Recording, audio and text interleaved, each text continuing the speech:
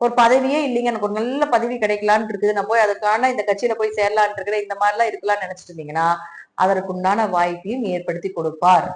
ஏதாவது ஒரு வழியில உங்களுக்கு பதவிக்குண்டான வாய்ப்பு, இது கட்சியில மட்டும் கிடையாது, ஒரு ப்ரொமோஷன் கிடைப்பது, ஒரு டிரான்ஸ்பர் கிடைக்கிறது. ஏன்னா 12ஆம் இடத்து கேது தொடர்பு கொள்ளுது, அப்போ ஒரு டிரான்ஸ்பர் கிடைக்கிறது, வெளிநாட்டுக்கு போறதுக்கு உண்டான வாய்ப்பு, வெளிநாடு ரொம்ப நாளா ட்ரை பண்ணிட்டு இருக்கு கிடைக்காம இருந்தா கூட வெளிநாடு போறதுக்கு உண்டான வாய்ப்பு, வெளிநாட்டிலேயே இருக்கீங்க அப்படின்னா ஒரு வெளிநாட்டுல இருந்து இன்னொரு இடம் மாறலான்னு இருக்கீங்க அப்படின்னா தாராளமா அது மாறுறதுக்கு உண்டான வாய்ப்பு, இல்ல நான் வெளிநாட்டுல இருந்து இங்க என்னுடைய சொந்த ஊருக்கே நான் வரலான்னு இருக்கிறேங்க அப்படின்னா அதுவும் வர்றதுக்கு உண்டான வாய்ப்பை கொடுப்பார்.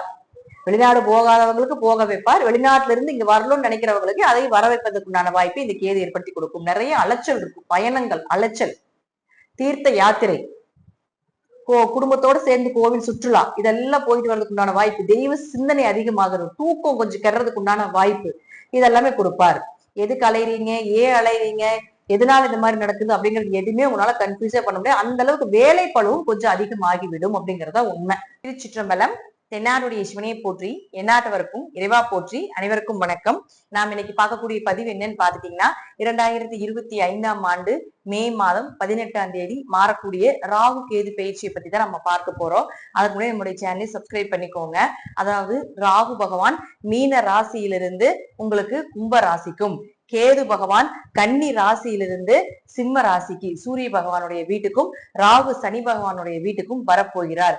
ராகு கேதுக்கள் அப்படின்னாலே நம்ம எல்லாருமே பயந்துக்குவோம், அந்த மாதிரி இருக்க வேண்டிய அவசியங்களே கிடையாது. ஏன்னா ராகு கேதுக்கள் அப்படிங்கிறது ஒரு தோசைக்கல் போல, நல்லா இருந்தால் அவர்களுடைய வாழ்க்கையை நல்லா இல்லாமல் செய்வதும், நல்லா இல்லாமல் இருந்தால் அவருடைய வாழ்க்கையை மிக உயரத்துக்கு கொண்டு போகக்கூடிய இரண்டு முக்கியமான ஜாதகத்துல கிரகங்கள் அப்படின்னு பார்த்துட்டாலே ராகு கேதுக்கள் தான். ராகு கேதுக்கள் தான் இந்த 9 கிரகத்துல மிகவும் வலிமையான பெரிய கிரகங்கள். ராகு கேதுக்கள் இல்லாம நல்லதும் கிடையாது, ராகு கேதுக்கள் இல்லாம கெட்டதும் கிடையாது அப்படிங்கிறதா முற்றிலும் உண்மை. இப்போ உங்க ராசிக்குண்டான இந்த பயிற்சி எப்படி இருக்கும் அப்படிங்கறத நம்ம முழுமையா பார்க்கலாம். விருச்சிக ராசிக்குண்டான ராகு கேது பயிற்சியை பத்தி பார்க்கலாம். விருச்சிக ராசியை பொறுத்த வரைக்கும் பாத்தீங்கன்னா அர்த்தாஷ்டம சனி போயிட்டு இருந்தது.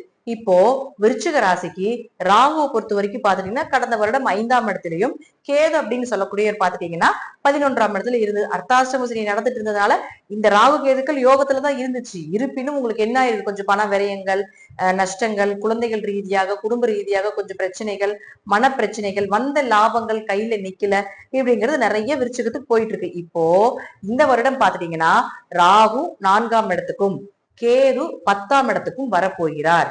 அப்போ நாளில் ராகு வந்தால் நல்லா கவனமா புரிஞ்சுக்கணும், நாளுக்கு ஆரோக்கியம் அப்படின்னு சொல்லக்கூடிய இடத்துக்கு வரார், தாய்ஸ்தானம்னு சொல்லக்கூடிய ஒரு இடத்துக்கு வரார். விருச்சிக ராசி விருச்சிக லக்னம் ரெண்டுக்குமே பொருந்தும். பொதுவா 4ஆம் இடம், அதாவது ராகு கேதுக்களை பொறுத்த வரைக்கும் நல்லா இருந்தா நல்லா இல்லாம பண்றதும், நல்லா இல்லாம இருந்தா நல்லா பண்றதும் தான் இந்த ராகு கேதுகளுக்கு உண்டான வேலை.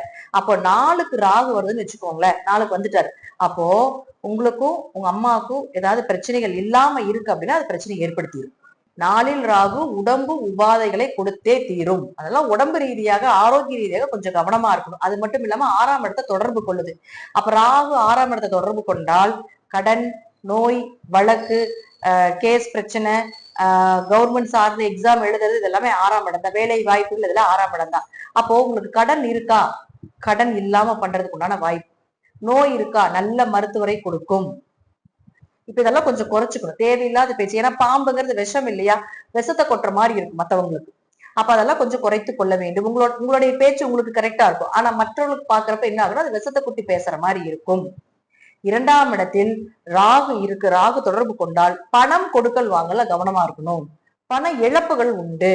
அப்ப முதலே பணம் கொடுத்து இழந்திருக்கீங்க அப்படின்னா அது திரும்பி வர்றதுக்கு உண்டான வாய்ப்பை ஏற்படுத்தி கொடுக்கும். குடும்பத்துல சின்ன சின்ன பேச்சால பிரச்சனைகள் வரும், அதுல மட்டும் கொஞ்சம் கவனமா இருங்க. பிரிஞ்சிருக்கிற குடும்பமா இருந்தா சேர்ந்து இருக்கிறதுக்கு வாய்ப்புகள் உண்டு. ஏன்னா 4 அர்த்தாஷ்டம சனி நடந்துட்டு இருக்கிறவங்க நிறைய பேருக்கு குடும்பம் பிரிஞ்சு போச்சு. அப்ப அதெல்லாமே சேர்றதுக்கு உண்டான வாய்ப்பை இந்த ராகு ஏற்படுத்தி கொடுப்பார்.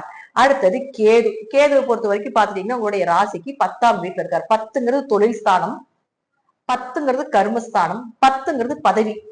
அப்ப கேது அங்க வருது. பெரிய பதவியில் இருந்தீங்கன்னா பதவி போயிடும். பெரிய தொழில் பண்ணிட்டு இருக்கீங்களா, தொழில பிரச்சனை வரும். அதே போல கர்மஸ்தானம், கர்மாவை கழிப்பதற்கு உண்டான ஒரு வாய்ப்பு. தொழிலே இல்லைங்க, புதுசா ஏதாவது தொழில் பண்ணலான்னு இருக்கோம், தாராளமாக பண்ணலாம். அதே போல என்னுடைய தொழிலை என்னுடைய மகனுக்கோ என்னுடைய பேரனுக்கோ இதெல்லாம் கொடுக்கலான் இருக்கிறோம், தாராளமாக கொடுப்பதற்கு உண்டான வாய்ப்பு, தொழில் மாற்றம், இன்னொரு பிரான்ச் ஓபன் பண்றதுக்கு உண்டான வாய்ப்பு இதெல்லாம் ஏற்படுத்தி கொடுப்பார். ஒரு பதவியே இல்லைங்க, எனக்கு ஒரு நல்ல பதவி கிடைக்கலான்னு இருக்குது, நான் போய் அதுக்கான இந்த கட்சியில போய் சேரலான் இருக்கிறேன், இந்த மாதிரி எல்லாம் இருக்கலாம்னு நினைச்சிட்டு இருந்தீங்கன்னா அதற்கு உண்டான வாய்ப்பையும் ஏற்படுத்தி கொடுப்பார். ஏதாவது ஒரு வழியில உங்களுக்கு பதவிக்குண்டான வாய்ப்பு, இது வந்து கட்சியில மட்டும் கிடையாது, ஒரு ப்ரொமோஷன் கிடைப்பது, ஒரு டிரான்ஸ்பர் கிடைக்கிறது. ஏன்னா 12ஆம் இடத்து கேது தொடர்பு கொள்ளுது, அப்போ ஒரு டிரான்ஸ்பர் கிடைக்கிறது, வெளிநாட்டுக்கு போறதுக்கு உண்டான வாய்ப்பு, வெளிநாடு ரொம்ப நாளா ட்ரை பண்ணிட்டு இருக்கு கிடைக்காம இருந்தா கூட வெளிநாடு போறதுக்கு உண்டான வாய்ப்பு, வெளிநாட்டிலேயே இருக்கீங்க அப்படின்னா ஒரு வெளிநாட்டுல இருந்து இன்னொரு இடம் மாறலான்னு இருக்கீங்க அப்படின்னா தாராளமா இது மாறுறதுக்கு உண்டான வாய்ப்பு, இல்ல நான் வெளிநாட்டுல இருந்து இங்க என்னுடைய சொந்த ஊருக்கே நான் வரலான்னு இருக்கிறேங்க அப்படின்னா அதுவும் வர்றதுக்கு உண்டான வாய்ப்பை கொடுப்பார். வெளிநாடு போகாதவங்களுக்கு போக வைப்பார், வெளிநாட்டுல இருந்து இங்க வரணும்னு நினைக்கிறவங்களுக்கு அதை வர வைப்பதற்கு உண்டான வாய்ப்பை இந்த கேது ஏற்படுத்தி கொடுக்கும். நிறைய அலைச்சல் இருக்கும், பயணங்கள், அலைச்சல், தீர்த்த யாத்திரை, குடும்பத்தோட சேர்ந்து கோவில் சுற்றுலா இதெல்லாம் போயிட்டு வர்றதுக்கு உண்டான வாய்ப்பு, தெய்வ சிந்தனை அதிகமாகிறது, தூக்கம் கொஞ்சம் கெடுறதுக்கு உண்டான வாய்ப்பு இதெல்லாமே கொடுப்பார். எதுக்கு அலைறீங்க, ஏன் அலைறீங்க, எதனால இந்த மாதிரி நடக்குது அப்படிங்கிறது எதுவுமே உங்களால கன்ஃபியூஸே பண்ண முடியாது. அந்த அளவுக்கு வேலை பழுவும் கொஞ்சம் அதிகமாகிவிடும் அப்படிங்கறத உண்மை.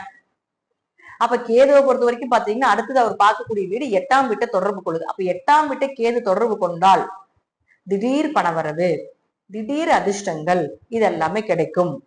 மறைமுகமா ஏதாவது பணம் வச்சிருந்தீங்கன்னா அதெல்லாம் வந்து கொஞ்சம் சேஃப்டி பண்ணிக்கணும், ஏன்னா மாட்டி விட்டுரும். ஏன்னா 8ஆம் இடங்கிறது அவமானத்தை சொல்றது, சிறைவாசம் இதெல்லாம். அப்ப பிளாக் மணி ஏதாவது வச்சிருக்கீங்க, தேவையில்லாத ஏதாவது இருக்கு அப்படின்னா கேது இந்த இடத்துக்கு வரும்போது அதெல்லாம் காட்டி கொடுத்துருவாரு. அப்ப அதுல ஏதாவது ஒரு வம்பு வழக்கு பிரச்சனைகளை கொடுக்கும். அப்படி இல்ல பிளாக் மணில இல்ல வர்றதுக்கு வெயிட் பண்ணிட்டு இருக்கணும், வர்றதுக்கு உண்டான வாய்ப்பை கொடுக்கும்.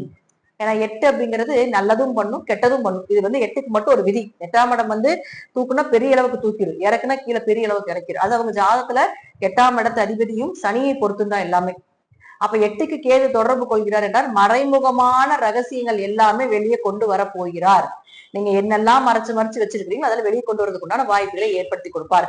அதே போல பெரிய பணவரவு, பெரிய லாபத்தையும் கொடுப்பதற்குண்டான வாய்ப்பும் இந்த கேது உங்களுக்கு நடத்தி கொடுக்கும் அப்படிங்கிறதுல மாற்றம் கிடையாது. விருச்சிக ராசியை பொறுத்த வரைக்கும், ராகு கேதுக்களை பொறுத்த வரைக்கும் ஒரு இடமாற்றம், ஒரு தொழில் மாற்றம், கொஞ்சம் ஆரோக்கியத்துல கவனமா இருங்க, தாயினுடைய உறவுகள் மூலமாக கொஞ்சம் கவனமாக இருங்க. அதே போல கொஞ்சம் பதவி சார்ந்த விஷயத்துல பெரிய போஸ்டிங்ல இருக்கிறீங்கன்னா அந்த போஸ்டிங்ல இருந்து இருக்கிறத காப்பாத்துறதுக்கு உண்டான வழிபாடுகளை மட்டும் தசாபுத்தி ரீதியா பண்ணிக்கோங்க. அடுத்தடுத்த போஸ்டிங்க்கு யோசிக்க வேண்டாம். அடுத்தது போஸ்டிங்ல இல்லாமே இருக்கீங்க, நாங்க பெரிய போஸ்டிங் போகணும்னு நினைச்சீங்கன்னா கண்டிப்பா அதற்குண்டான எஃபோர்ட் போடுங்க, நிச்சயமா நடப்பதற்குண்டான வாய்ப்பையும் உண்டு. சோ விருச்சிகம் இந்த காலகட்டங்கள்ல ஆரோக்கியத்துல ரொம்ப ரொம்ப ரொம்ப கவனமாக இருந்து செயல்படுத்தக்கூடிய ஒரு காலகட்டங்களாக இருக்கு. இருதயத்தையும் நுரையிலே கொஞ்சம் கவனமா பார்த்து கொள்வது என்பது ஒரு சிறப்பான விஷயமாக இருக்கும் அப்படிங்கறத உண்மை. நன்றி. மீண்டும் ஒரு நல்ல பதிவில் சந்திக்கலாம். திருச்சிற்றம்பலம், தில்லையம்பலம், ஸ்ரீ நரசிம்மர் திருடியிலே சரணம்.